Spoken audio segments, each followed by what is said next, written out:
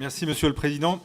Autant nous pouvons unanimement partager le soutien aux forces de l'ordre, et notamment pendant cette période, autant ce texte pose un certain nombre de questions sur lesquelles moi je voudrais revenir. D'abord, je voudrais me féliciter de la prise de position de Monsieur le Ministre, notamment quant au cadre légal sur l'ouverture du feu, puisque je crois avoir entendu Monsieur le Ministre dans un média public dire que personne n'avait intérêt à un mélange des genres et des missions et à une confusion des cadres et des responsabilités entre police nationale et municipale, bien sûr, et que la doctrine d'emploi de la police et de la gendarmerie nationale est homogène en tout lieu du territoire national. Ce n'est pas le cas des polices municipales. Donc je crois en effet que cette position et la confirmation qui en a été faite tout à l'heure lors de votre intervention, Monsieur le Ministre, est bienvenue.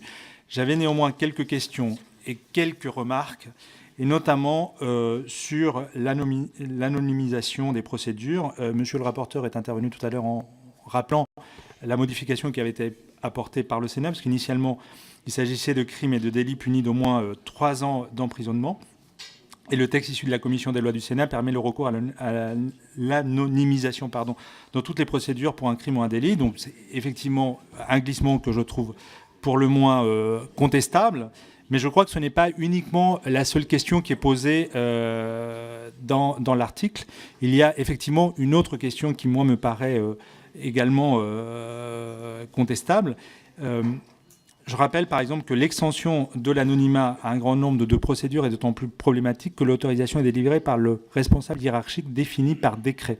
C'est un changement majeur, en effet, puisque par rapport à l'autorisation actuellement délivrée en matière de terrorisme, qui relève du procureur général près la Cour d'appel de Paris. Donc il s'agit ici d'une délivrance par décret, donc il y a un changement, et donc pour moi c'est une question qui doit être posée, et notamment dans le débat en sciences.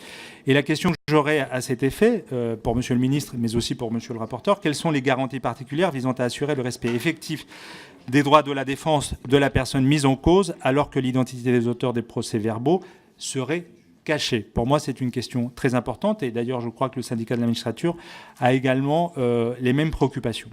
Sur l'alignement de l'outrage à policier sur l'outrage à magistrat.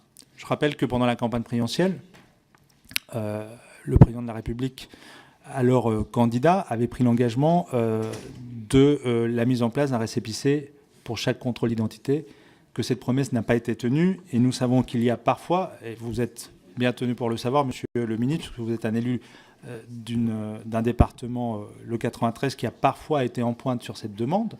Il y a plusieurs collectifs émanant de votre département qui en ont fait la demande, que nous avons pu recevoir, qu'il peut y avoir des relations conflictuelles entre les forces de police et une partie de notre jeunesse. Ce n'est pas un fantasme, ce n'est pas une accusation qui est jetée gratuitement pour jeter l'opprobre sur les forces de police. C'est une réalité et qui a été constatée.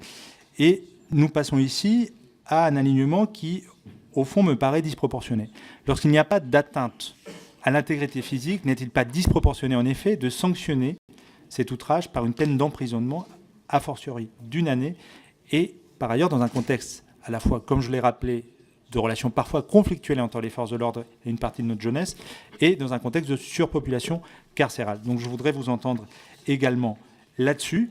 Et puis j'aurais une dernière question qui, je le sais, intéresse l'ensemble de cette commission, parce que nous l'avons beaucoup évoqué au moment du rapport sur l'évaluation de l'état d'urgence. Il s'agit en effet de l'assignation à résidence des personnes qui font l'objet d'une enquête judiciaire, notamment dans le cadre d'une enquête judiciaire en matière de terrorisme.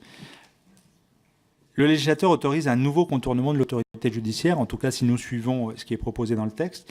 Il envisage ainsi qu'une assignation à résidence puisse être maintenue si la personne est mise en examen mais reste libre. Autrement dit, l'appréciation faite par un magistrat sur la base d'éléments procéduraux résultant d'une enquête judiciaire est soumise à la contradiction, cède devant l'appréciation du ministère de l'Intérieur sur des bases non contradictoires et non sourcées. J'y vois là une vraie question.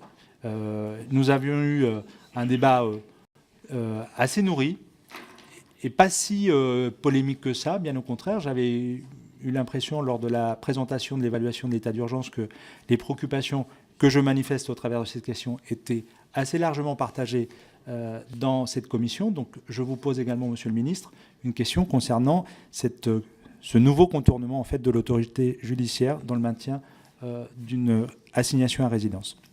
Merci. Merci, monsieur Pierre Morel à l'huissier. Merci.